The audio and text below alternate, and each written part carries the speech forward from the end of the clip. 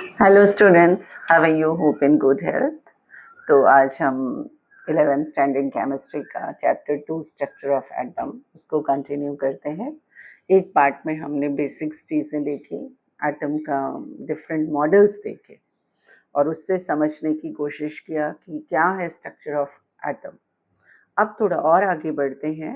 We will talk about dual nature of electromagnetic radiations की ये इसके बारे में जो हमें इंफॉर्मेशन है, ये जेम्स मैक्सवेल ने 1870 में वो पहले थे जिन्होंने कहा कि interaction between the charge bodies and the behaviour of you can से electrical and magnetic field on the macroscopic level, इसके बारे में उन्होंने इंफॉर्मेशन दिया। और उन्होंने क्या सजेस्ट किया कि electrically charge particles moves under acceleration और क्या करते हैं, वो alternate electrical and magnetic fields को प्रोड्यूस करते हैं और ट्रांसमिट करते हैं। And these field are transmitted, और ये जो फील्ड है, जो ऑल्टरनेटिव इलेक्ट्रिक और मैग्नेटिक फील्ड है, ये किस वे में ट्रांसफर होते हैं? In the form of waves. और इसी को called the electromagnetic waves और electromagnetic radiations। जो भी चार्ज पार्टिकल हैं वो इस तरह से इलेक्ट्रिकल और मैग्नेटिक फील्ड को जब एक्सेलरेट होते हैं तो क्या करते हैं? प्रोड्यूस करते हैं और ट्रांसमिट करते हैं। So these kind of you can say इस तरह की ट्रांसमिशन को it is as in the form of waves, तो इनको कहा जाता है इलेक्ट्रोमैग्नेटिक वेव्स और you can say electromagnetic radiation. फिर कहा उन्होंने ये just dual nature of you can say electromagnetic जो हमारी रेडिएशंस है उनका दो तरह का नेचर है। इलेक्ट्रोमैग्नेटिक रेडिएशन एक तरह, तो सबसे पहले तो वो एक फॉर्म है एनर्जी का जो हम पहले भी आगे के पार्ट में पढ़ चुके हैं, और दैट इज ट्रांसमिटेड, मतलब जो स्पेस से हमारे पास कॉस्मिक रेज आ रही हैं, we are coming means that those which are coming to us, जैसे हमारे पास सन की रेज आ रही हैं या और भी तरह की जो भी कॉस्मिक रेज आ रही हैं, हम उनको इलेक्ट्रोमैग्नेटिक रेडिएशंस कहते हैं। वो एक तरह की it is one form of your energy that is transmitted through the space in the form of wave. वो वेव की तरह आ रही हैं एंड इट इज नॉट, मतलब एकदम वेव की तरह आ रही है, एकदम स्ट्रेट लाइन में आपके, it travels in a light travels in a straight line, but वो एकदम स्ट्रेट लाइन में आपके पास नहीं आती है। वो कैसे आती हैं? It is in the discrete packets of energy और पार्टिकल्स कॉल्ड फोटोन्स और क्वांटा, इस फॉर्म में आ रही हैं। और light is the form of radiation, जो लाइट आ रही है ना हमारे पास, वो एक रेडिएशन का फॉर्म है। फ्रॉम अर्ली टाइम से हम पढ़ते आ रहे हैं and it was suppose to be made of particles, जिसको कॉर्पिकल्स कहते हैं। बाय न्यूटन ने ऐसा हमें बताया था। और Maxwell was again first to reveal that light waves are also associated with oscillation, electric and the magnetic character। जैसे आपने साउंड वेव्स के बारे में पढ़ा है, वाटर वेव्स के बारे में पढ़ा है, वैसे ही ये जो लाइट हमारे पास आ रही है ये भी वेव्स की तरह है, और जो ऑसिलेशंस विद द इलेक्ट्रिकल और मैग्नेटिक कैरेक्टर के साथ उसका we can say it is connected. Okay, now here you can check it out. आप यहाँ पे ये देख सकते हैं, देखिए दिस वे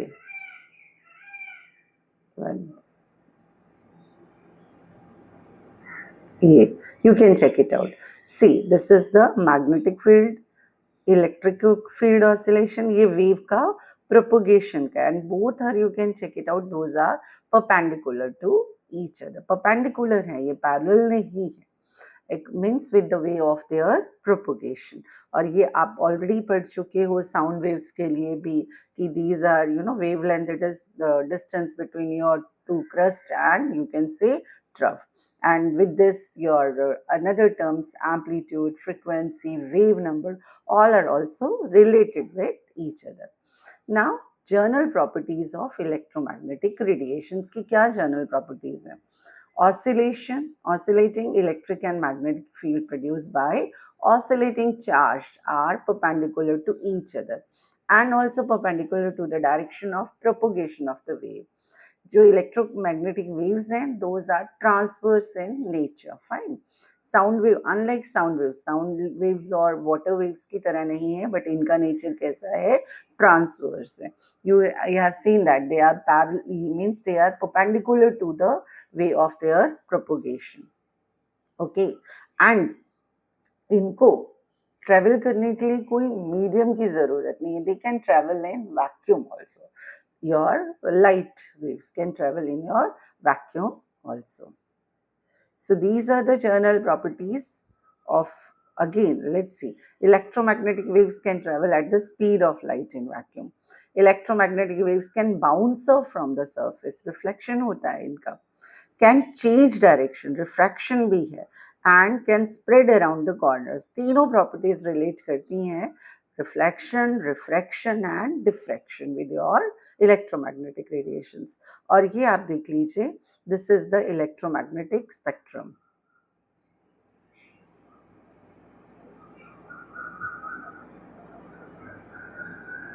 See, ये हम, और जो हम जिन रेडिएशंस को देख पाते हैं, that is in between 400 nanometer to 700, that is of your visible radiation. See, it compromises of your light, which is cosmic rays, which is, or you can say, which are coming from the space. It is made up of, that is, comprised, it is different kind of, you can say, radiations like UV radiation, infrared, or you can say visible reason, that is visible, you can say that radiations, and this radio waves, this all are comprised of your, you can say, electromagnetic. इनको हम combining में क्या बोलते हैं, electromagnetic radiations. अब electromagnetic spectrum वो इन सब radiations का बना होता है, which are arranged, किस way में arranged है, increasing order of their wavelength and decreasing order of their frequencies. यहाँ पे चेकआउट कर सकते हो. देखिए वेवलेंथ बढ़ रही है ना, 400, 500, 600, 700, यहाँ पे मैं आपको विजिबल रीजन का बता रही हूँ. और डिक्रीजिंग ऑर्डर उनका क्या है, फ्रीक्वेंसीज का है. तो इस वे में पूरा इलेक्ट्रोमैग्नेटिक स्पेक्ट्रम अरेंज्ड है. इससे रिलेटेड एमसीक्यूज काफी बार एग्जाम्स में पूछे जाते हैं, सो गो थ्रू इट प्रॉपरली. अब कैरेक्टरिस्टिक्स पे थोड़ा आ जाते हैं, ये भी हमने पहले पढ़ी ही हुई है एक बार. It is revision. वेवलेंथ क्या है, distance between two successive crest और trough, fine, measured in direction of the wave, represented by, you can say, Greek letter, that is lambda. ये देखिए दो क्रेस्ट और दो ट्रफ के बीच का डिस्टेंस है 1 metre. It is equals to, it is measured in your nanometre. Frequency क्या है, number of waves that passes at a fixed point in the given amount of time, that is known as frequency. यहाँ पे देखिए एक given amount of time कितना पास हो रहा है, one wave passing a fixed point in 1 second. You can check it out, the frequency. देखिए यहाँ पे दिख रहा है, where 1 hertz equals to 1 wave passing a fixed point in 1 point. Higher frequency wave has more energy than the lower frequency wave. You can, देखिए higher frequency wave है और ये लोअर फ्रीक्वेंसी वेव है. व्हाट इज योर एम्पलीट्यूड, ये भी एक another term है. Amplitude क्या है, wave refer to the maximum amount of displacement. देखिए ये डिस्प्लेसमेंट कितना हो रहा है for particle on the medium from its rest position, that is, so amplitude of a wave, maximum disturbance or a displacement of the medium from the equilibrium, or the unit, that is your meter. Ye this you had studied in 9th standard also, related with your sound. And wave number, what is wave number, number of wavelengths per unit length, that is your, you can say that this is the definition, and simply it is the reciprocal of your wavelength, 1 upon lambda. अब थोड़ा सा बात कर लेते हैं drawbacks of the wave nature of electromagnetic radiations. Black body, थोड़ा इसके बारे में हम जो बात करें कि उससे ये हमें पता लगता है. Photo electric effect, heat capacity of solids as a function of temperature and line spectra of your atom, fine. अब बात करते हैं particle nature of electromagnetic radiation, जिसमें हम ब्लैक बॉडी रेडिएशन का कंसेप्ट. देखिए अगर मैं ब्लैक बॉडी रेडिएशंस के बारे में सिंपल वे में बताऊं तो क्या है, हमारा टीथ है ना, टूथ, अगर उसमें कैविटी हो तो क्या होगा, वॉल होगी, नीचे उसकी क्या है, होल तो नहीं है ना, कैविटी है। तो आप सोचिए उसके अंदर जितनी भी रेज हैं अगर उसके अंदर जाएंगी, वो कैसे ब्लैक, वो सारी रेज को एब्सॉर्ब करेगा और उन्हीं सारी रेज को वो क्या कर सकता है, एमिट भी कर सकता है। तो this is a simple concept of, you can say that, black body radiations. तो हम कह सकते हैं ऐसा ऑब्जेक्ट जो सारी रेडिएशंस को उसके ऊपर जो गिरे ऑब्जर्व कर ले और सब वेवलेंथ्स की, that is a black body. और same time it emit also. Uniform temperature पे emission has a characteristic frequency distribution, depends upon the temperature. और आप कह सकते हो कि आइडल बॉडी है जो एमिट भी करता है, एब्जॉर्ब्स भी करता है रेडिएशंस को सारी फ्रीक्वेंसी का uniformly, that is known as your black body radiation. Here you can, ये आप एक डायग्राम में चेक कर सकते हैं, intensity given that is with your, and here the wavelength it is given. देखिए आप देख सकते हैं जैसे जैसे उसका क्या बढ़ रहा है, वेवलेंथ इंक्रीज हो रही है, frequency it is getting decreased.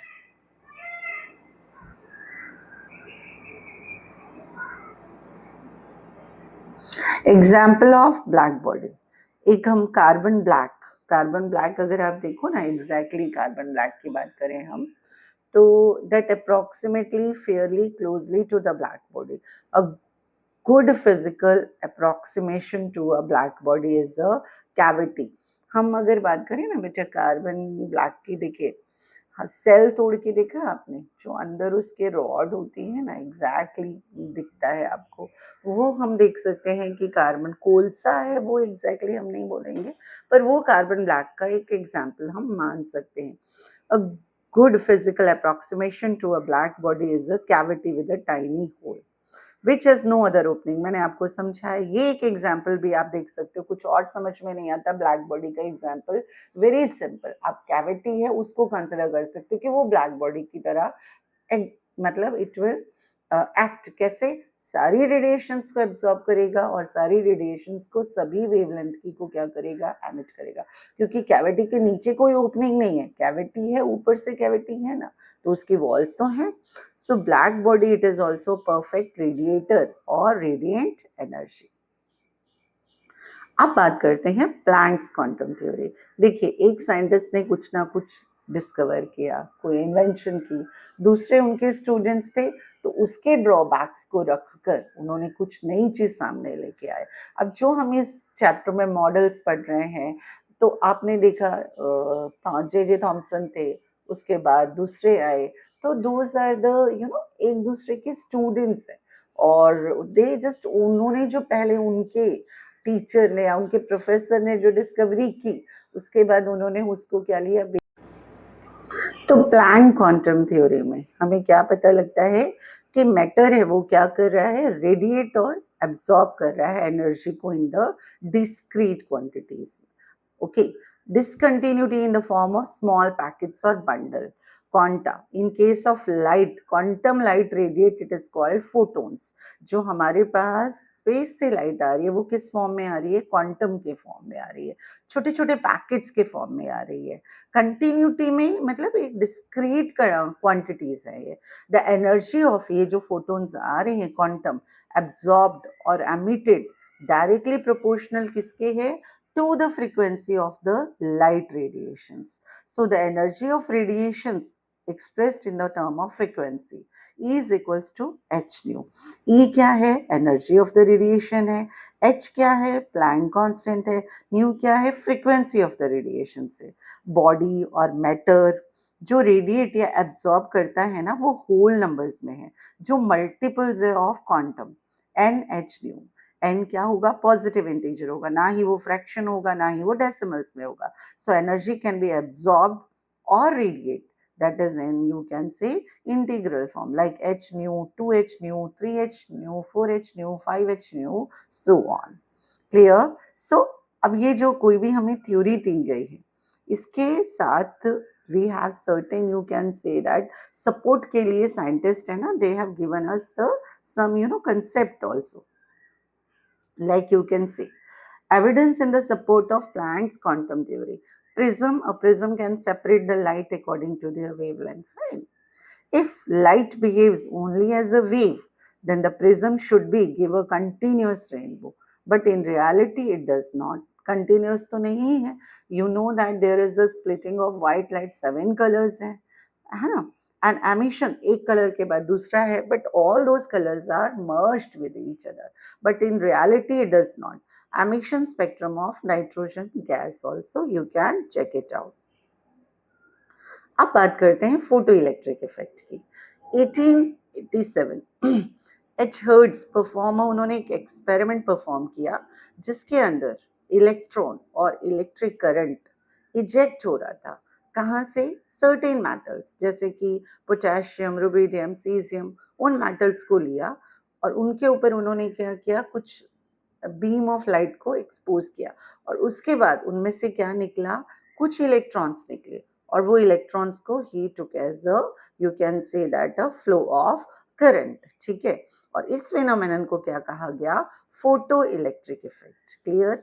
अब ये मेटल के ऊपर उन्होंने कुछ लाइट है उसको क्या किया, कुछ लाइट की मीन्स रेस को क्या किया, उसके ऊपर इंसिडेंट किया और उसके जो मेटल की प्लेट है उसमें से क्या निकले, इलेक्ट्रॉन्स. पर अब देयर आर सर्टेन रूल्स और प्रिंसिपल्स की हर एक मेटल, जैसे मैंने यहाँ पे मेटल रख दिया और उसके ऊपर सन की लाइट गिर रही है और उसमें से अपने आप इलेक्ट्रॉन्स निकलेंगे नहीं. But there are certain conditions due to which electrons were, you can say that, ejecting from those metals. So let's study it. See, minimum amount of energy that is required to eject an electron from the surface of a metal, उसको क्या कहा जाता है? Threshold energy. और photo electric work function, minimum energy उतनी तो चाहिए, उससे कम में काम नहीं बनेगा. Although the work function specially refers to the energy that needs to be put in, and the threshold energy refers to the frequency required to eject an electron, and that are the same thing when calculating with the equation. और उन्होंने equation दिया. Threshold frequency, threshold energy, those are the minimum. उससे ज़्यादा होना चाहिए electrons को बाहर निकलने के लिए. क्लियर. So threshold frequency क्या है? It is the minimum frequency of incident light, जो आप light expose कर रहे हो किसके ऊपर? metal के ऊपर, which can cause the emission of photoelectrons from the metal surface. So photo emission of electron, it is not possible below threshold energy. So nu should be more than your nu naught, that is your threshold energy. Up, let's check it out. Little explanation of it. Photoelectric. When a photon of sufficient energy, जब ज़्यादा sufficient energy strike an electron in the atom of a metal, it transfer. वो अपनी energy किसको transfer करेगा? Electron को. Its energy instantaneously to the electron during the collision, and the electron is ejected without any time of delay. Without wasting any time electron वहां से निकलेगा. जितनी ज्यादा एनर्जी पोजेस करेगा photon, greater will be the transfer of energy. उतनी ज्यादा energy वो किसको देगा? इलेक्ट्रॉन को. And greater the energy of the ejected, और वो एनर्जी किसको ट्रांसफर हो जाएगी students? That is to the electron in the form of the kinetic energy. In other words हम कह सकते हैं कि काइनेटिक एनर्जी है जो इजेक्टेड इलेक्ट्रॉन की, वो प्रोपोर्शनल किसके है? To the frequency of the electromagnetic radiations. So this is the formula for the Ke of the ejected electron. H nu is equals to H nu naught plus half mv square. H nu energy of the striking photon, H nu naught threshold energy, and H nu minus H nu naught, that is the kinetic energy of the photoelectron. अब बात करते हैं atomic spectrum की. देखिए, जैसे हमारे footprint है, हम लोगों के हर एक आदमी का, यू कैन से दैट हमारे हाथ का भी प्रिंट है, हमारे फुटप्रिंट भी है. सेम मैनर हर एक एटम, यू कैन से एलिमेंट के जो एटम्स हैं उन सबका एक स्पेक्ट्रम है. सो स्पेक्ट्रम क्या है? It is the range of different colours which is produced. क्या होता है वो डिफरेंट कलर्स का रेंज प्रोड्यूस करता है कब, when the light passes through a glass prism और through a drop of water. जैसे हम रेनबो देखते हैं ना, same manner a rainbow shows the colour in the spectrum. Atomic spectra क्या है? Study of atoms and atomic ions even through their interaction with the electromagnetic radiations. Atoms और radiations ions का जब भी इंटरेक्शन होगा, एक तरह का क्या प्रोड्यूस होगा? स्पेक्ट्रम। क्लियर? अब ये जो स्पेक्ट्रम है ये दो तरह के होते हैं। Here you can check it out. A spectrum of electromagnetic radiations transmitted through a substance showing dark lines or bands due to the absorption of specific lights. आपने ये किया एक्सपेरिमेंट, ठीक है, सैंपल ने क्या किया, इन लाइंस को, इस वेवलेंथ को एब्सॉर्ब किया, तो वहां पे आपको स्पेक्ट्रम में क्या दिखेगा? डार्क लाइंस दिखेंगी। यहाँ पे आप चेकआउट कर सकते हो। हाइड्रोजन एब्जॉर्प्शन स्पेक्ट्रम में ये डार्क लाइन दिख रही है, तो हाइड्रोजन का, आयन का या हाइड्रोजन एटम का सैंपल है, उसने क्या किया है? ये वेवलेंथ की लाइंस को एब्सॉर्ब कर लिया है। क्लियर? तो यहाँ पे क्या दिखेगा? डार्क लाइंस दिखेगी। Clear? Here you can check it out in this diagram also. ये आपके टेक्स्ट बुक से ही है, आप देख सकते हैं।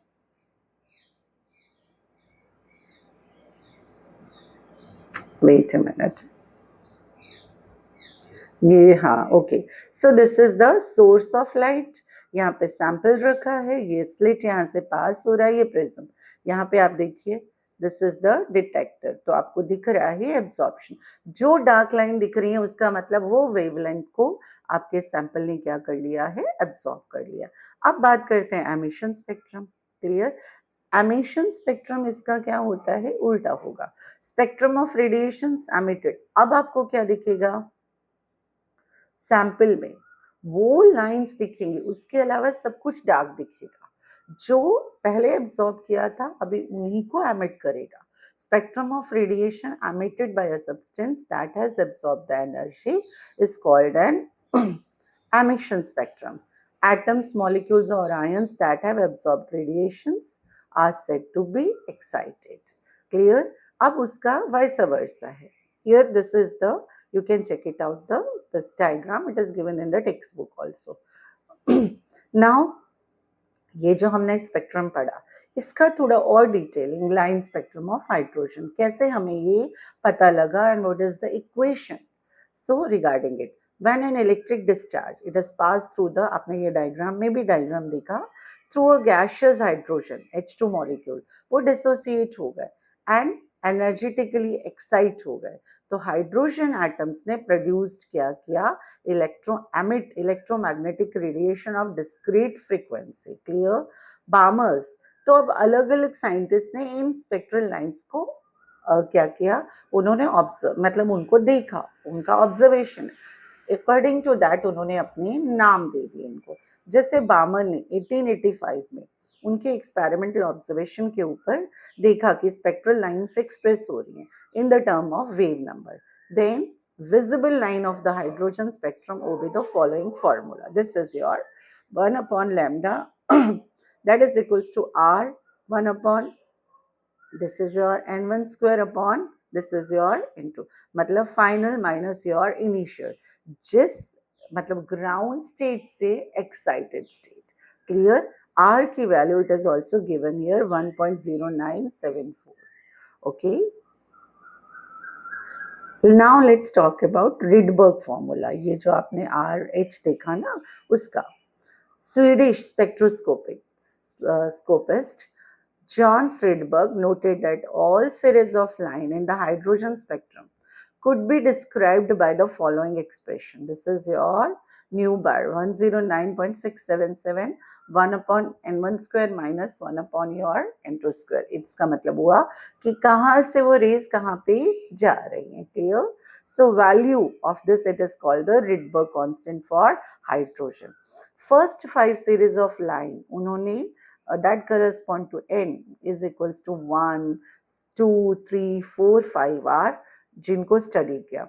Lyman series, Balmer series, Paschen series, Brackett and Spoon series, so on. इन और ये साइंटिस्ट ने ऑब्जर्व किया तो अलग अलग उन्होंने क्या दिया? It is a mixed work, so they given the names to it. Here you can check it out this. आप यहाँ पे देख सकते हैं। लैमन सीरीज मतलब 1 से जो आपकी रेज हैं तो it will go to 2, 3 and so on, UV radiations. Visible मामा सीरीज सेकेंड से 3, 4 and so on. Infrared passion series, that is your 3, 2, 4, 5 and so on. Bracket series initial 4 to, you can check it out, 5, 6 and so on. Infrared, or you can say on series 5 to 6, 7 and so on, that is also comes under your infra radiations. This is the diagram. Electron trans that is a transition in the hydrogen atomic spectrum. आप देख सकते हैं यहाँ से. Here you can check it out, this diagram. So here from this two, आप देख सकते हैं कि it is coming from your these two.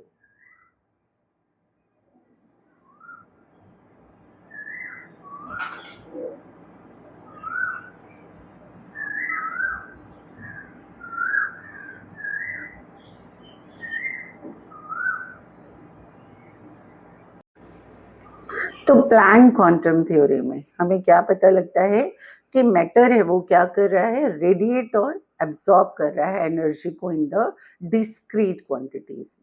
Okay, discontinuity in the form of small packets or bundle. Quanta, in case of light, quantum light radiate, it is called photons. जो हमारे पास space से light आ रही है वो किस form में आ रही है, क्वांटम के फॉर्म में आ रही है, छोटे छोटे पैकेट्स के फॉर्म में आ रही है. कंटिन्यूटी में मतलब एक डिस्क्रीट क्वांटिटीज है ये. द एनर्जी ऑफ ये जो फोटोन्स आ रहे हैं क्वांटम, एब्जॉर्ब्ड और एमिटेड, डायरेक्टली प्रोपोर्शनल किसके है, to the frequency of the light radiations. So the energy of radiations expressed in the term of frequency E is equals to h nu. E क्या है, energy of the radiation है, h क्या है, Planck constant है, nu क्या है, frequency of the radiation से.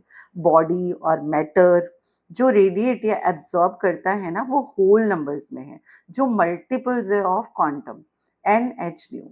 N क्या होगा, पॉजिटिव इंटीजर होगा, ना ही वो फ्रैक्शन होगा ना ही वो डेसिमल्स में होगा. So energy can be absorb और radiate, that is in, you can say, integral form like h nu, 2h nu, 3h nu, 4h nu, 5h nu, so on. Clear?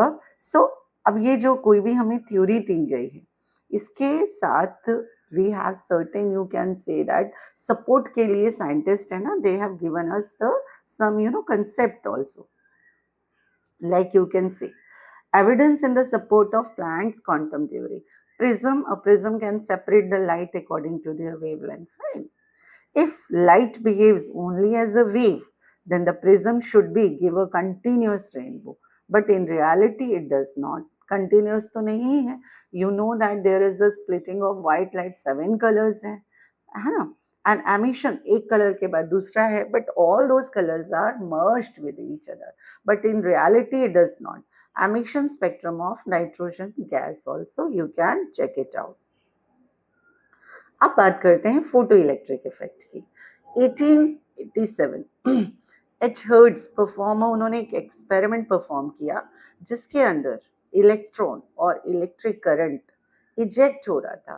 कहाँ से, सर्टेन मेटल्स जैसे कि potassium, rubidium, caesium, उन metals को लिया और उनके ऊपर उन्होंने क्या किया, कुछ बीम ऑफ लाइट को एक्सपोज किया और उसके बाद उनमें से क्या निकला, कुछ इलेक्ट्रॉन्स निकले और वो इलेक्ट्रॉन्स को ही took as a, you can say that a flow of current. ठीक है, और इस फिनोमेनन को क्या कहा गया, photo electric effect. Clear?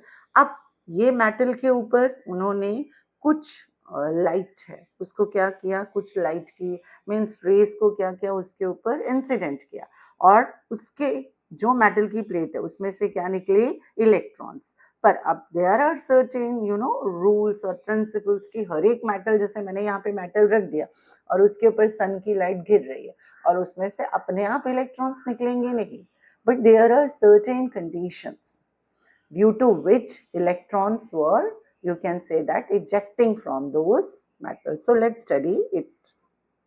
See, minimum amount of energy. that is required to eject an electron from the surface of a metal. उसको क्या कहा जाता है? Threshold energy. और photo electric work function, minimum energy उतनी तो चाहिए, उससे कम में काम नहीं बनेगा. Although the work function specially refers to the energy that needs to be put in, and the threshold energy refers to the frequency required to eject an electron, and that are the same thing when calculating with the equation. और उन्होंने equation दिया. Threshold frequency, threshold energy, those are the minimum. उससे ज़्यादा होना चाहिए electrons को बाहर निकलने के लिए. क्लियर? So threshold frequency क्या है? It is the minimum frequency of incident light. जो आप light expose कर रहे हो किसके ऊपर? Metal के ऊपर, which can cause the emission of photoelectrons from the metal surface. So photo emission of electron, it is not possible below threshold energy. So nu should be more than your nu naught, that is your threshold energy. Up, let's check it out. Little explanation of it. Photoelectric. When a photon of sufficient energy, जब ज़्यादा sufficient energy strike an electron in the atom of a metal, it transfer. वो अपनी energy किसको transfer करेगा? Electron को. Its energy instantaneously to the electron during the collision, and the electron is ejected without any time of delay. Without wasting any time electron वहां से निकलेगा. जितनी ज्यादा एनर्जी पोजेस करेगा photon, greater will be the transfer of energy. उतनी ज्यादा energy वो किसको देगा? इलेक्ट्रॉन को. And greater the energy of the ejected, और वो एनर्जी किसको ट्रांसफर हो जाएगी students? That is to the electron in the form of the kinetic energy. In other words हम कह सकते हैं कि काइनेटिक एनर्जी है जो इजेक्टेड इलेक्ट्रॉन की, वो प्रोपोर्शनल किसके है? To the frequency of the electromagnetic radiations. So this is the formula for the Ke of the ejected electron. H nu is equals to H nu naught plus half mv square. H nu energy of the striking photon, H nu naught threshold energy, and H nu minus H nu naught, that is the kinetic energy of the photoelectron. अब बात करते हैं atomic spectrum की. देखिए, जैसे हमारे footprint है, हम लोगों के हर एक आदमी का, यू कैन से दैट हमारे हाथ का भी प्रिंट है, हमारे फुटप्रिंट भी है. सेम मैनर हर एक एटम, यू कैन से एलिमेंट के जो एटम्स हैं उन सबका एक स्पेक्ट्रम है. सो स्पेक्ट्रम क्या है? It is the range of different colours which is produced. क्या होता है? वो डिफरेंट कलर्स का रेंज प्रोड्यूस करता है. कब? When the light passes through a glass prism और through a drop of water. जैसे हम रेनबो देखते हैं ना, same manner a rainbow shows the colour in the spectrum. Atomic spectra क्या है? Study of atoms and atomic ions even through their interaction with the electromagnetic radiations. Atoms और radiations, ions का जब भी इंटरेक्शन होगा, एक तरह का क्या प्रोड्यूस होगा? स्पेक्ट्रम. क्लियर? अब ये जो स्पेक्ट्रम है ये दो तरह के होते हैं. Here you can check it out. A spectrum of electromagnetic radiations transmitted through a substance showing dark lines or bands due to the absorption of specific lights.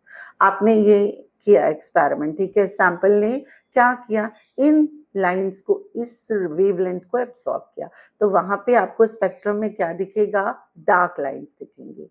यहाँ पे आप चेकआउट कर सकते हो. हाइड्रोजन एब्जॉर्प्शन स्पेक्ट्रम में ये dark line दिख रही है. तो हाइड्रोजन का आयन का या हाइड्रोजन एटम का सैंपल है, उसने क्या किया है?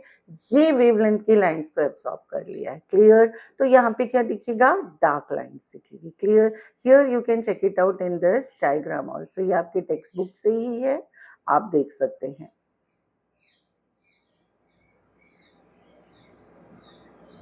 Wait a minute. ये हाँ, okay. So this is the source of light. यहाँ पे सैंपल रखा है, ये स्लिट यहाँ से पास हो रहा है, ये प्रिज्म. यहाँ पे आप देखिए, दिस इज द डिटेक्टर. तो आपको दिख रहा है एब्जॉर्प्शन. जो डार्क लाइन दिख रही है उसका मतलब वो वेवलेंथ को आपके सैंपल ने क्या कर लिया है? एब्जॉर्ब कर लिया. अब बात करते हैं emission spectrum. Clear? Emission spectrum इसका क्या होता है, उल्टा होगा, स्पेक्ट्रम ऑफ रेडिएशंस एमिटेड। अब आपको क्या दिखेगा सैंपल में, वो लाइंस दिखेंगी, उसके अलावा सब कुछ डार्क दिखेगा। जो पहले एब्सॉर्ब किया था अभी उन्हीं को एमिट करेगा। Spectrum of radiation emitted by a substance that has absorbed the energy is called an emission spectrum. Atoms, molecules or ions that have absorbed radiations are said to be excited. Clear? अब उसका vice versa है. Here this is the, you can check it out, this diagram, it is given in the textbook also. Now ये जो हमने spectrum पढ़ा, इसका थोड़ा और detailing, line spectrum of hydrogen, कैसे हमें ये पता लगा and what is the equation. So regarding it, when an electric discharge it is pass through the, आपने ये डायग्राम में भी डायग्राम देखा, through a gaseous hydrogen H2 molecule, वो डिसोसिएट हो गए एंड एनर्जेटिकली एक्साइट हो गए, तो हाइड्रोजन एटम्स ने प्रोड्यूस्ड क्या किया, electromagnetic radiation of discrete frequency. Clear?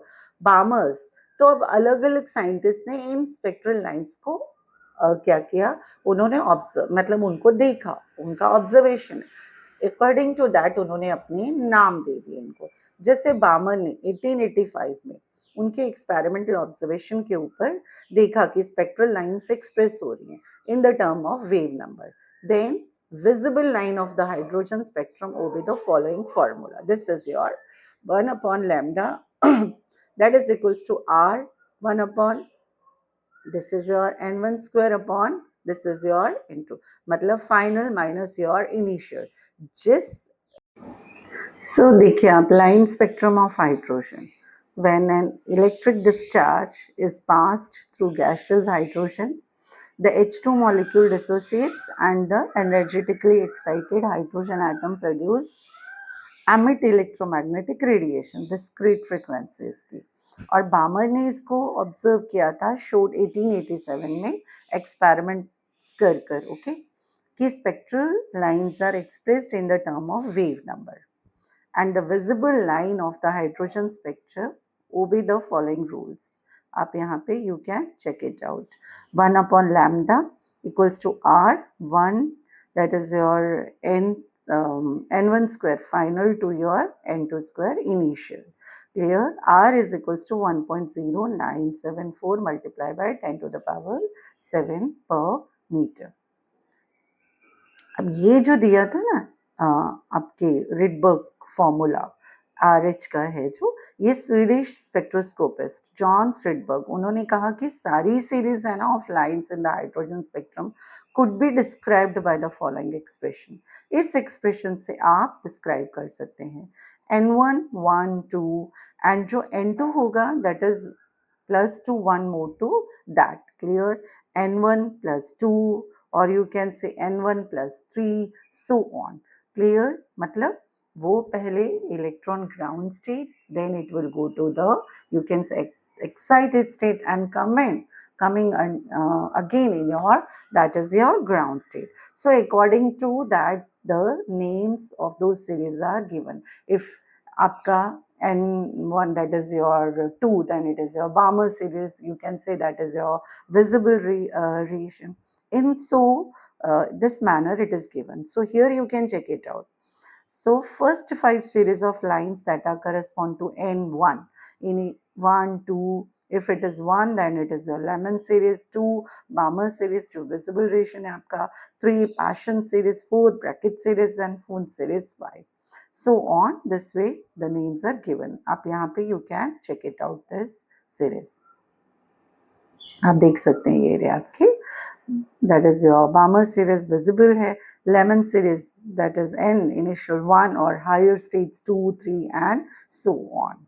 Clear? So this way ये हाइड्रोजन स्पेक्ट्रम है, ये डायग्राम एग्जाम में बेटा ड्रॉ करने के लिए भी आता है, so you can practice it. So here you can check it out. Lemon series, all the radiations are coming back to N1, 2 that is your Balmer series, 3 that is your passion series, 4 it is brackets, 5 it is ones, and there is a, you can say energy, you can say energy of these energy level, they have certain values. First that is 13.6 electron volt, and later on Bohr's model of atom, which we had studied in 9th grade also. थोड़ा सा इसको revise करके और आगे हम बढ़ते हैं, पहले भी आगे के वीडियो में भी पढ़ा है. The electrons in hydrogen atom revolve around the nucleus only in a certain selected circular path of fixed radius and definite energy. And these paths are called, in paths को क्या कहा जाता है? ऑर्बिट और energy shells.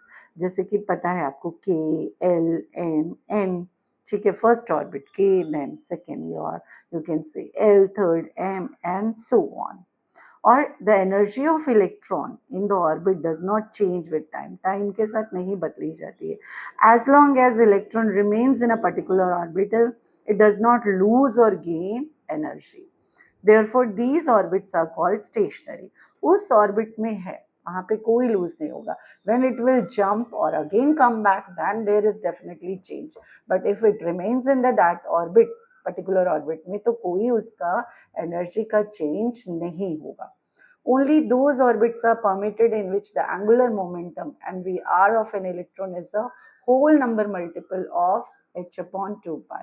And what is your h? That is your Planck's constant. So here mvr, angular momentum, that is equals to nh upon 2 pi. N क्या है? That is your number of your orbit. N 1, 2, 3, 4, it can be so on. Energy is emitted और absorbed only when, कब होगा?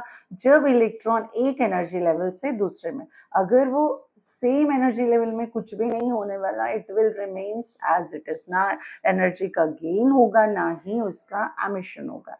Energy emitted और absorbed, it is given by the difference of two energy levels. Delta E is equals to E2 minus E1.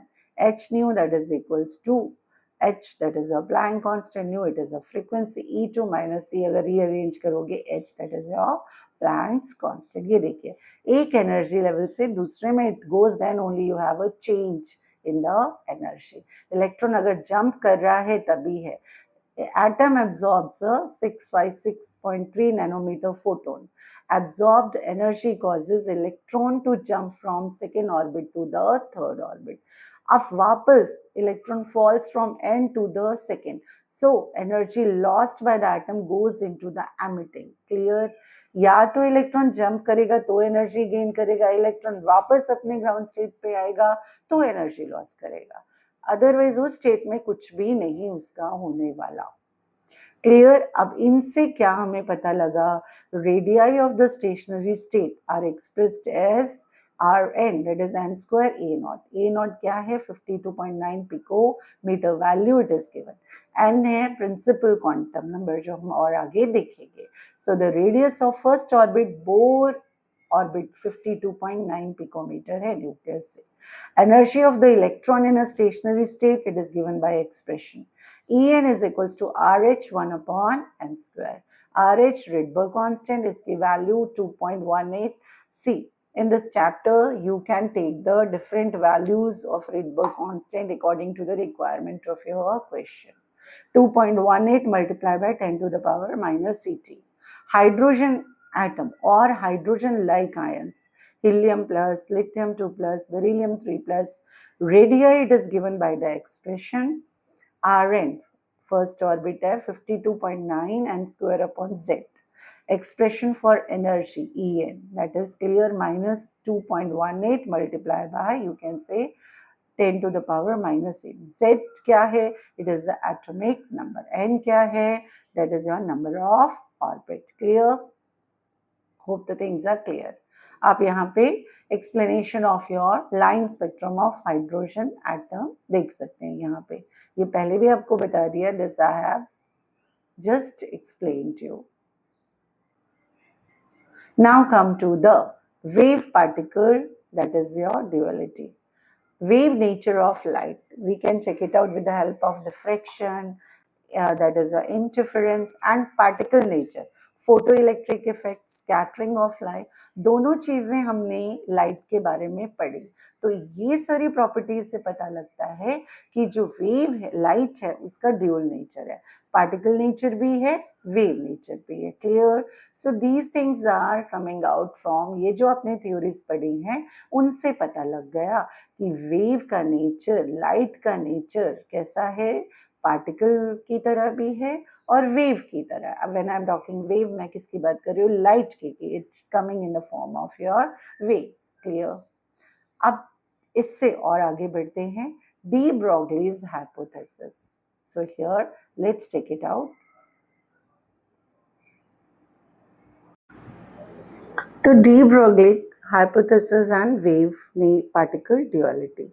इन 1923 में de Broglie ने propose किया कि waves can exhibit particles like behavior and particles should exhibit wave like behavior. ठीक है, waves हैं particle like और particles should be behave like your waves. So he proposed the same relationship between the wavelength and the momentum should apply to the massive particles as well as to photons. बड़े particles को भी apply हो सकता है और photons को भी.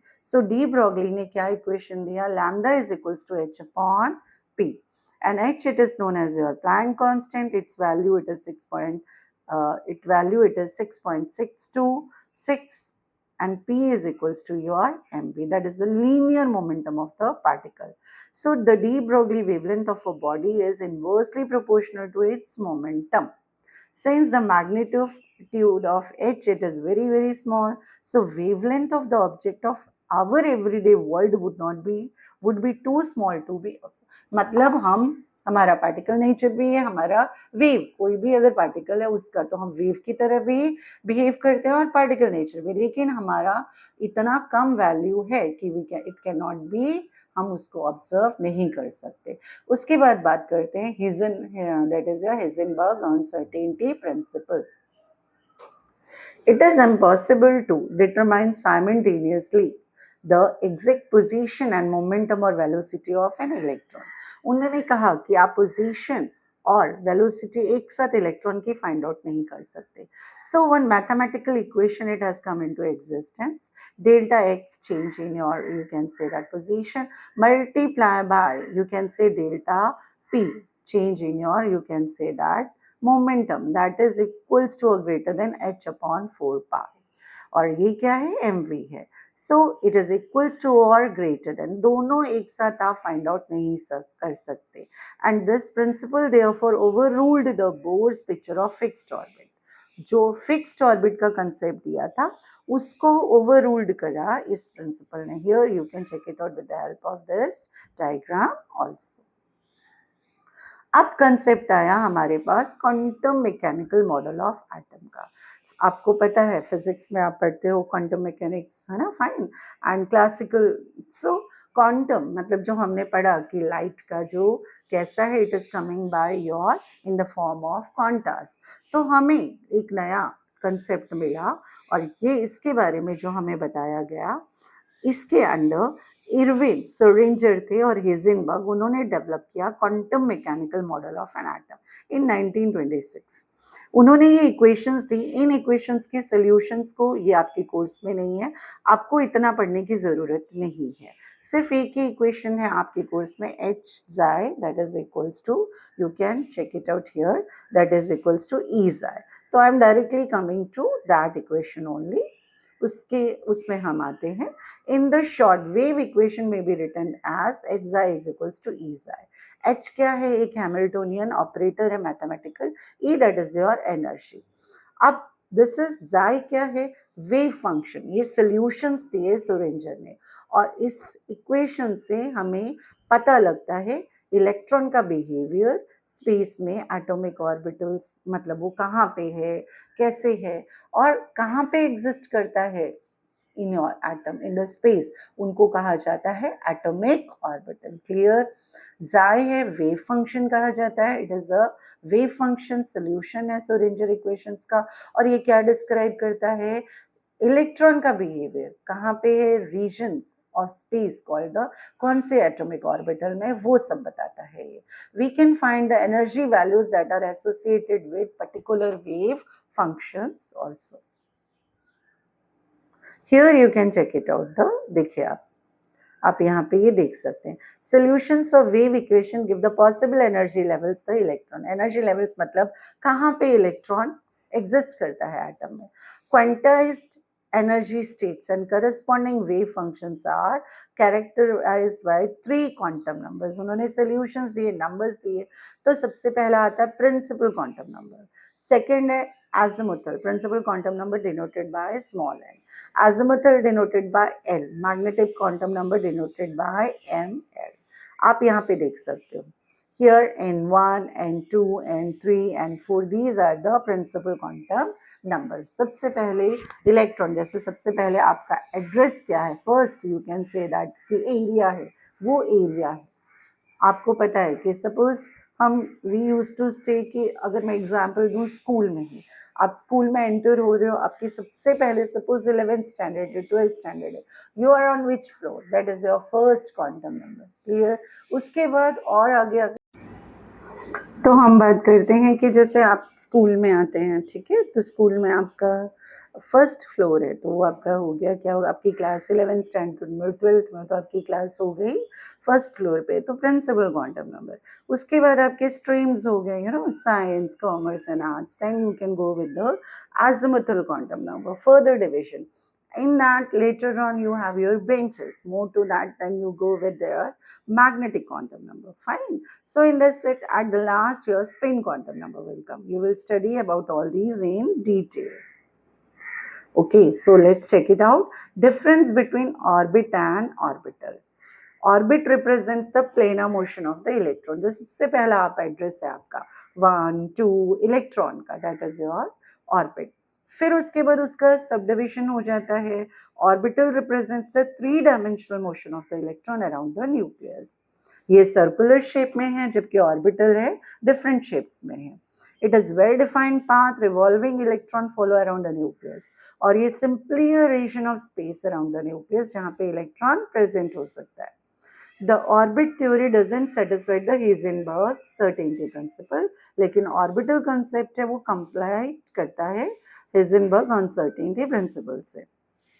और यहाँ पे ऑर्बिट में 2n² इलेक्ट्रॉन ही होंगे, मतलब जितने भी आपके 2n² के अकॉर्डिंग ऑर्बिट है, electron are present inside your, you can say that orbit. First orbit है 2 एंड लेटर ऑन 8 आगे और उसके बढ़ते जाएंगे।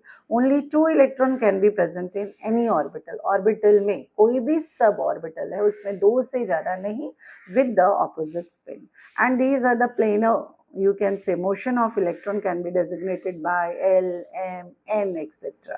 जबकि 3D motion of electrons हम कह सकते हैं S, P, D and F। अब थोड़ा सा और आगे चलते हैं। सबसे पहले बात करते हैं principal quantum number. The quantum number determines the size and energy of the orbital. It also identified the shell with the, जैसे जैसे n की वैल्यू बढ़ेगी, नंबर ऑफ अलाउड ऑर्बिटल बढ़ती जाएंगे, और size of the orbital also increases with the increase of n. Clear? The number of orbitals, that is n square. n क्या है? 1, 2, 3 so on, it would be non-zero. आप यहाँ पे देख सकते हैं value of n 1, k, l, m, n so on. Clear? Nucleus के around जैसे जैसे नंबर ऑफ इलेक्ट्रॉन्स बढ़ेंगे, नंबर ऑफ शेल्स हैं वो भी बढ़ती जाएंगी। Clear? Now let's check it out. Orbital and you can say next quantum number, that is your azimuthal. सबसे पहले हमने देखा principal quantum number denoted by small n। अब बात करते हैं एजिमुथल क्वांटम नंबर की। ये जो क्वांटम नंबर ये डिफाइन करता है 3 dimensional space shape of the orbital. अगर n for a given n, l उससे क्या होगा, it has the ranges from 0, or you can say that 0 to n minus 1. Clear? So possible value of L would be 0, 1, 2, 3, n minus 1, मतलब एक n से कम होगा। अगर n 1 है तो L 0 होगा, n 2 है तो L 1 होगा।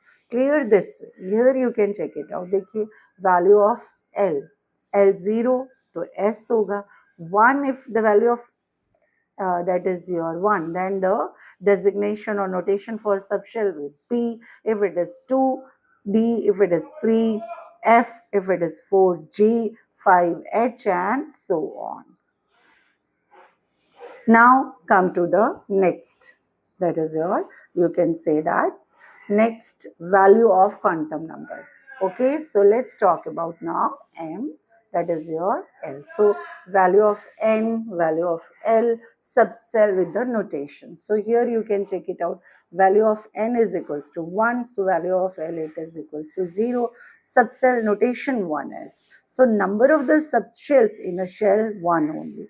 If it is 2, तो value of L क्या होगा? 0 and 1. Clear? और इसका subshell notation 2s and 2p. Clear? 2 only. If it is 3, the number of subshells in a shells would be 3. If it is 4, the number of subshells would be 4. Clear? यहाँ से आप check out कर सकते हैं. This is the distance you can say. N, it is your principal number. L, that is principal quantum number. L, it is your angular. And M, it is your magnetic. S, it is your spin. So distance from the nucleus, shape of the orbital, ये orientation बता रहा है आपको, और ये electron का spin बता रहा है. क्लियर? तो ये क्वांटम नंबर इलेक्ट्रॉन को आपके इतनी सारी प्रॉपर्टीज हैं बताते हैं. Shape of the wave function when L it is equals to 1, P है तो इस तरह का शेप आता है, डम्बल शेप. और अगर L की वैल्यू 0 है तो shape of your wave function, that is spherical shape, that would be your S.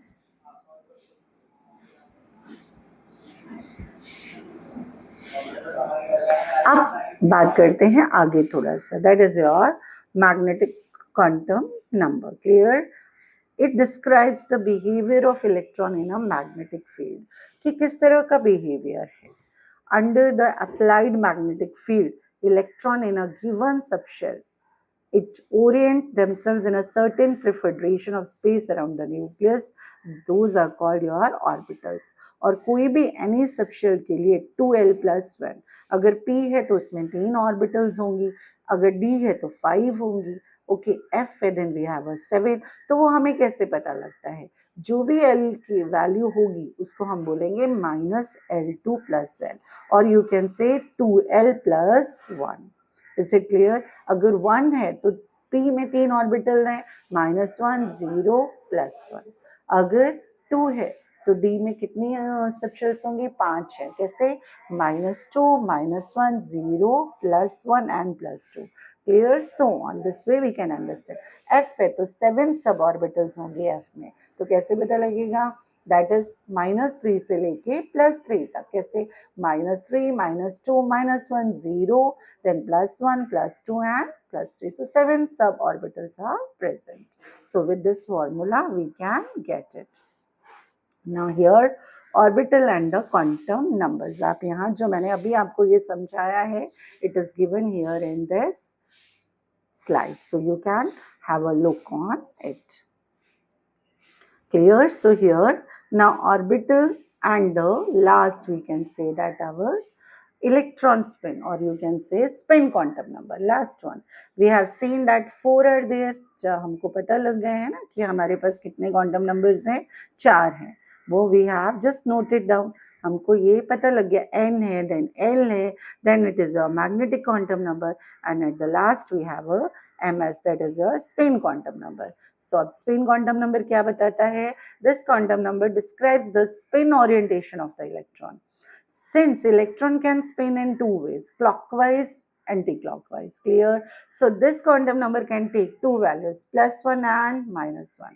Here you can check it out. देखिए इस तरह से orientation हमें electron को दिखता है, clockwise, anti-clockwise. This is the spin angular momentum formula, delta √S s plus 1 h upon 2 pi. This is the summary of your quantum number. And क्या बताता है? शेल और साइज और एनर्जी, 1, 2, 3, 4. एल क्या बताता है? Shape and subshell. M, that is your last third one, वो क्या बताता है?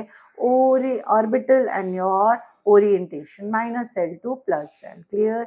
एम एस क्या बताता है? इलेक्ट्रॉन का spin, that is +half, or you can say minus, clockwise or anti-clockwise. So here it is the again the important points जो पढ़ लिया है आपने. number of subshells, that is a number of orbitals to L plus 1, number of electrons in your subshells, that is your 2L plus 1, that is 4L plus 2. अब बात करते हैं that is your shapes, ये जो atomic orbitals हैं इनकी shapes की बात, ठीक है. Shape of atomic orbital is obtain from the variation of your wave function xi, distance from the nucleus. Shapes of orbital में भी, आप सोचिए हम किसके बारे में बात कर रहे हैं, एटम. एटम के अंदर किसकी स्टडी कर रहे हैं, इलेक्ट्रॉन्स का, कि कहाँ एग्जिस्ट करते हैं और जो ऑर्बिटल्स हैं उनकी शेप्स कैसी हैं. Clear shapes of the orbital may be represented in the term of boundary surfaces. मतलब आपने कुछ उनको मार्जिन दे दिया ना, कोई जगह दे दी और उनकी बाउंड्री फिक्स कर दी है. These boundary surface diagrams give the most probable regions कि इलेक्ट्रॉन यहाँ प्रेजेंट हो सकते हैं. आप इस स्लाइड में you can check it out. This is your S orbital spherical जो बहुत नज़दीक होता है न्यूक्लियस के. पी ऑर्बिटल्स जिसको हम डम्बल शेप कहते हैं और इसकी 3 ओरिएंटेशन है, P X, P Y and P Z. ये आप देख सकते हैं, P Z orientation, P Y orientation and P X orientation. और ये डी ऑर्बिटल्स हैं, डी की 5 सबशेल्स हैं. Here you can check it out. These are the names D Y Z. ये 4th चैप्टर में और डिटेल में पढ़ेंगे आप. D X, xy, dxz, and this is your dz square, and this is your dx square and minus z square. Now nodes in the atomic orbital. Students, nodes क्या है, positions है where the probability of finding the electron is 0. अब आपने देखा dumbbell shape है तो वहाँ पे कुछ पॉइंट है, कोई नोड्स है जहाँ पे इलेक्ट्रॉन का प्रेजेंट होने का probability 0 है. Total number of nodes कितना होगा, n-1. Angular nodes, that is your L, and radial nodes n-L-1. It is clear. Here you can check it out. Cross section, ये 1s है, number of your, that is your radial nodes. B, that is your 2s. Here you can check it out, 1 radial node. 3s, यहाँ पे आप देख सकते हो. Here you have a 2 radial nodes. This is your D. Here you can check it out, 2p. So no radial nodes are present. And here it is 3p, 1 radial node, atomic orbital of hydrogen. ये इसके अंदर ये बताया गया. With the help of this formula we can check it out. Total number of nodes find out करना हो तो n-1. Angular nodes अगर find out करना हो तो L. Radial nodes find out करना हो तो n-L-1. देखिए अब बात करते हैं इलेक्ट्रॉनिक कॉन्फ़िगरेशन की. कोई भी एटम है उसका एटॉमिक नंबर है तो वो इलेक्ट्रॉन्स को हमने एक ऑर्बिट में तो डाल नहीं दिए, तो those electrons are you can say bifurcated in different orbitals. So that is given by distribution of electron in different orbital. उसको क्या कहा जाता है, इलेक्ट्रॉनिक कॉन्फ़िगरेशन. अब ये रूल्स दिए गए हैं कि किस तरह से आपको इलेक्ट्रॉन्स को ऑर्बिटल्स में डालना है. सबसे पहले उपवास rule. In the ground state of the atom, orbitals are filled in order of their increasing order. सबसे पहले increasing order में इलेक्ट्रॉन जाएगा. इसका मतलब फर्स्ट ऑर्बिटल पहले भरी जाएगी, सेकेंड बाद में. The orbital energy is defined by the rule known as Bohr-Bury rule, n+1 rule. Clear? Rule मतलब क्या है, orbital with the lower energy, सबसे पहले n+1 has a lower energy, वो भरा जाएगा. Clear? For example 4s. here you can check it out. Here n plus your l. so just a minute. हाँ, here it is l. यहाँ पे ये 1 नहीं है आपका, it is your l it is given. clear? So orbital energy is defined by the rule known as by your Bohr-Bury rule, that is your n plus l rule. मतलब सबसे पहले वो ऑर्बिटल भरी जाएगी l. मान लो कि आपका l का वैल्यू 0 है तो मतलब s हुआ. तो आपका फोर्थ अगर ऑर्बिटल में 4s है, 4p है, 4 d है, तो वो आप कैसे भरेंगे? That is with the help of this rule.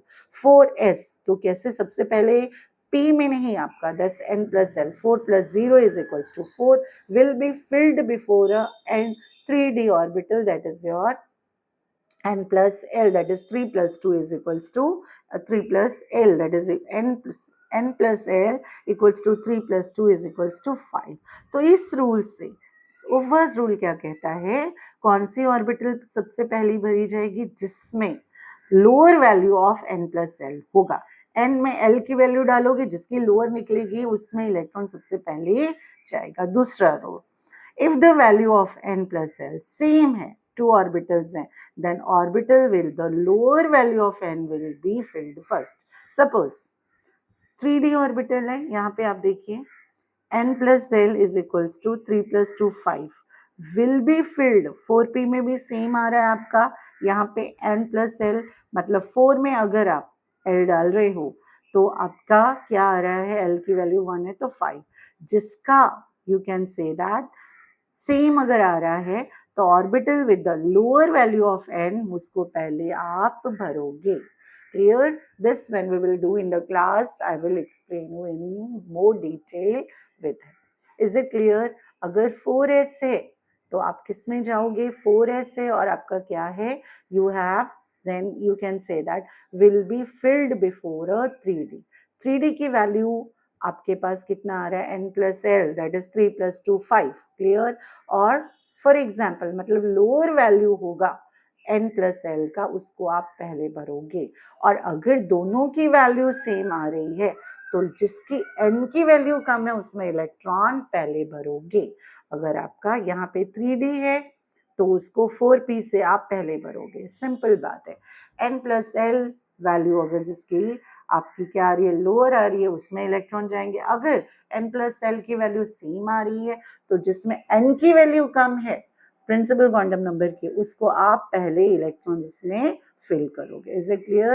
Here you can check it out the energies of different orbitals thus in this order: 1s, 2s, 2p, 3s, 3p, 4s, 3d, 4p, 5s and so on.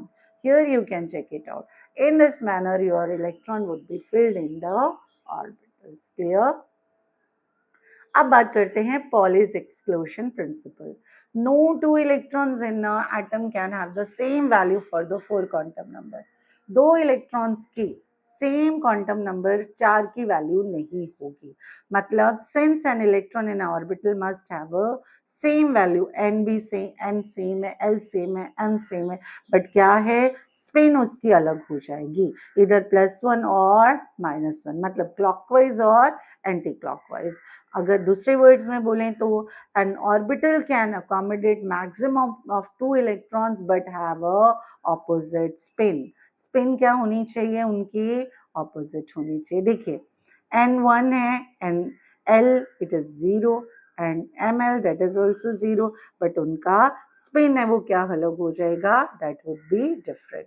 उसके बाद बात करते हैं horns rules of maximum multiplicity. Electron pairing will not, कब तक दो electron एक orbit में नहीं जाएंगे, जब तक सेम एनर्जी सबशेल्स हैं वो भरी नहीं जाएंगी।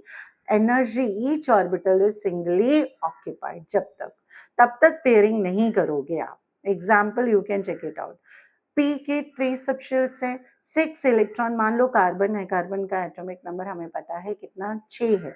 अब उनका अगर हम इलेक्ट्रॉनिक कॉन्फ़िगरेशन देखें तो क्या होगा, 1s2 2s2 एंड कितना हो जाएगा 2p3। तो अब that is we can say that 2p हमारे पास कितने हैं उसमें, that would be, you can say here how many electrons are there, that is 2p 2 है, दैट इज 3 किसके लिए हो जाएगा, that is for we can say nitrogen. अब आप यहाँ देखिए 1s ठीक है, वो उसकी कोई सबशेल नहीं है, आपने दोनों इलेक्ट्रॉन्स डाल दिए। 2s से कोई सबशेल नहीं है, दोनों इलेक्ट्रॉन्स डाल दिए। लेकिन p में my dear 3 subshells are there, तो आपको क्या करना पड़ेगा, पहले p की तीनों सब ऑर्बिटल्स को भरना है, उसके बाद ही आप पेयरिंग करोगे। Is it clear? So this here 1s, 2s and this is not correct. This one it is your correct.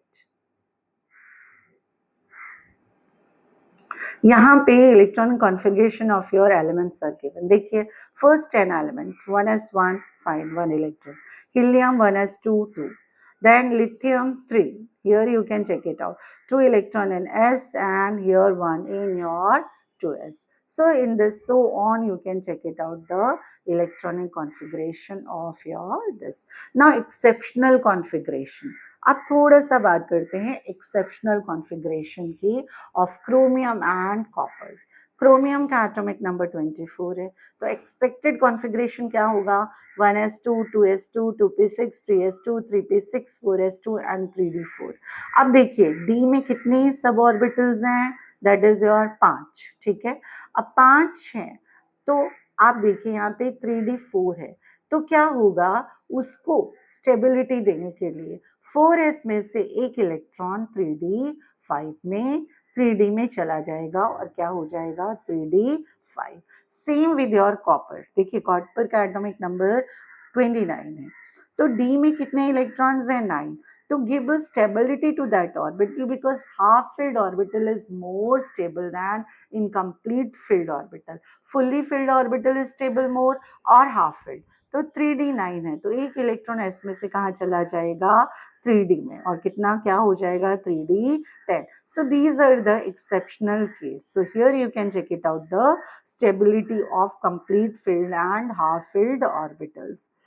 So here this is the symmetry, due to the symmetry of the orbital and due to the exchange in the energy. Here you can see 4 exchange by electron 1, 3 exchange by electron 2, or here you can check it out, 2 exchange by electron 3. So 1 exchange by electron 4. To give the stability, to give the more stability, complete filled and the half filled orbitals are, you can say that, more stable. So student, in this manner we have completed this chapter. To just try, as I told that we will complete, हम कर लेंगे या कर means, but we are, it's not easy to complete the chapter. This is quite, you can say that बड़ा chapter था, तो हम एक shot में तो नहीं कर पाए. So we have completed this chapter in 2 shots. So hope the things are very clear to you. Still, if you have any doubt, you can let me know. So thank you students.